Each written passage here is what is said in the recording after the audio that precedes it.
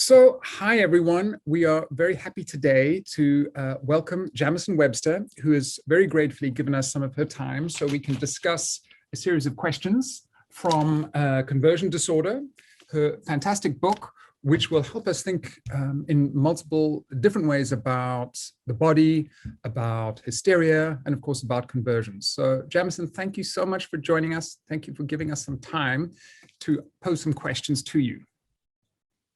Thank you. No, I'm happy to be with you again, Derek. Okay, so just to establish a couple of basic concepts for people who are either new to Lacanian psychoanalysis or new to your book, I suppose the first question is, when talking about conversion disorder, what exactly do you have in mind by conversion? Because you're using it in a way which is philosophically developed, which means more than what we often take it to mean within the psychoanalytic application of conversion disorders themselves. And maybe to kind of cheat a little bit and help you along, it's kind of weird, it's your book, so you don't need any help. But anyways, here's a quote from page 11. I'll give that, and then you can maybe add and tell us how you want us to think conversion. So on page 11, you say, conversion is not only the cause of psychoanalysis, but also its desired effect, so that the founding of a discipline and the action of that discipline are inextricably linked through this term. Tell us about conversion. Sure. I guess to say something about the place where it started was to think about the fact that conversion disorder seems to be the last marker of hysteria in the DSM. To talk about, the sort of contemporary scene. So they, sort of tried to purge all of the Freud and all of the psychoanalysis out of the psychiatric Bible, as it were, but conversion is still there. And it's along with neurological function symptom disorder, somatic symptom disorder, it's linked to alexithymia and the dissociative disorders. So it's still hovering around the territory of what Freud started with when he started to think about hysteria. And I was interested in that it was a remnant, that it was a kind of remains of psychoanalysis left in the contemporary psychiatric field. And the fact that if you look at the term conversion, especially in the very early Freud, sort of even pre-interpretation of dreams, that the term conversion is more important even than hysteria itself. And hysteria is obviously a term that precedes Freud, going back to the Greeks, but also, of course, Charcot and Genet. Whereas conversion was very important to Freud in ways that I discovered in the kind of research for this book. And we often think of conversion as meaning the transformation of something psychic into the somatic. But you actually see that Freud meant it in a much broader sense, that he was interested in what he calls the aptitude for transposing large quantities of energy, he says, from one sphere to another. Obviously, that could be from the psychical to the somatic, but I think he also means it more generally as the transformation of the energetic field, within the subject. And so it almost becomes a kind of synonym for the creation of the split subjectivity, conscious, unconscious, symptom repression, and stands in for what psychoanalysis then begins to treat.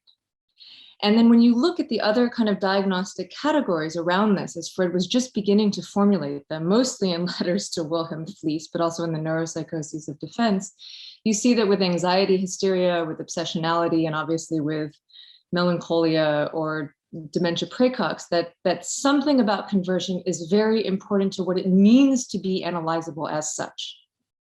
What it means to even have an unconscious, have a symptom that represents contents of the unconscious, and that can then be brought into the kind of transferential relationship with the analyst. So I sort of loved this beginning moment, the kind of centrality of this term, and maybe also the way in which it kind of pushed hysteria out of because hysteria is so laden for people. I mean, especially in the US, there's a lot in terms of the reaction against it as somehow misogynistic, the history of it in terms of the problems within mid-century psychoanalysis, the ways in which it's kind of thrown about as a term used against someone who's overly emotional. So I liked putting conversion forward. I also thought that it spoke in an important way to problems with respect to the body. And then here's where I sort of got, incredibly philosophical throughout the book, was trying to think about the ways in which the body, illness is at the forefront of a lot of what's taking place politically, but also within the suffering of patients more generally. So that was what was important to me about it. And then I also just liked that it had a history with religion. Huge parts of the book that look at Agamben and ways in which he was looking genealogically at certain conversions of energy. And also, and we'll probably talk about this at some point later in the interview, the fact that Freud seemed mystified by it. I mean, that he had a moment in which he said, I can't think about conversion anymore. It's just too enigmatic. It's too much of a problem. Let's talk about anxiety. Let's understand failed transformation rather than transformation itself, which is somehow too mysterious for me to have my research antenna pointed towards. So I got interested in Freud's frustration with it. Well, funnily enough, that was one of the questions I wanted to ask. So maybe it seems timely to do that. Let's see if I've got the quote. Yeah, you mention, this is fairly early on, I think, Freud's willing erasure of the term conversion in inhibition symptoms and anxiety. So I wanted to ask a little bit more about that. I mean, you've started to talk about that, but also more generally, how you think and apply the concept of anxiety in the book. There's this great, the other part of it was the tautology, which you bring up, that it's both the sort of origin of psychoanalysis and its aim. It both causes one to be a psychoanalyst and then also becomes the direction of the psychoanalytic cure. So when you read Freud, you see that conversion has to be subject to conversion, and it feels almost abyssal. That there's something about psychoanalysis facing an abyss within itself that's also part of the force of its own creativity. And you almost feel it as if when Freud in 1926 in Inhibition, Symptoms and Anxiety, that he was staring into the abyss and he thought, I can't anymore try to understand this. I'm going to understand everything around it. And, maybe then I'll come back to it. And there is something interesting about the difficulty of thinking about transformation, period, in analysis. It is one of the most mysterious things. Of course, I also like the fact that he's throwing his hands up in the air in the face of it, which he also did with women. Right? I don't understand. Why can't they just say it straightforward? And the way in which these two are always kind of haunting each other, both the question of conversion, hysteria, and the question of femininity. And on the kind of outskirts of this abyss, I would say, is the question of anxiety, because for Freud, the amazing thing about conversion and about hysteria is the transformation of anxiety.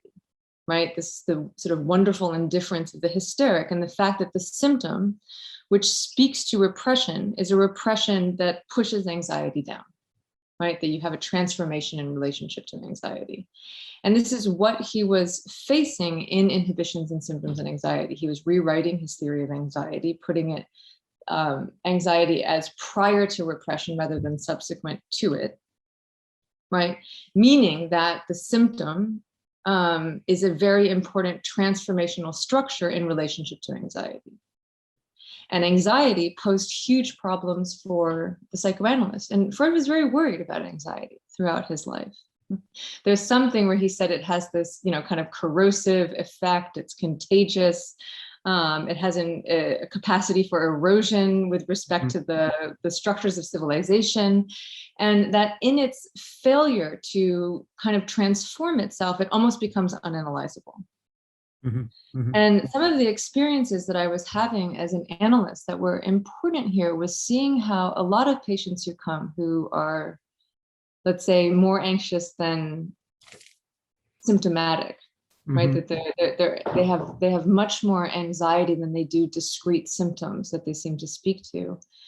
The analysis has to push them almost to have somatic symptoms, like an outbreak finally of the somatic symptom that the anxiety was keeping at bay, that then finally makes them enter into the analysis proper. If I would put it that way.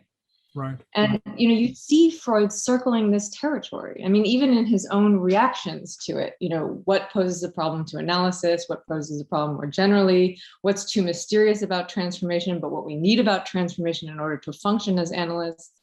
And it was really speaking to my experience and the difficulty these days, which is that people, I feel, are more and more anxious in a way. I mean, and that there's something about the, I don't know, popular discourse that is reinforcing anxiety. I don't know, our iPhones reinforce anxiety, or kind of models of productivity and efficiency are exacerbating anxiety and the difficulties that it poses for us as psychoanalysts clinically.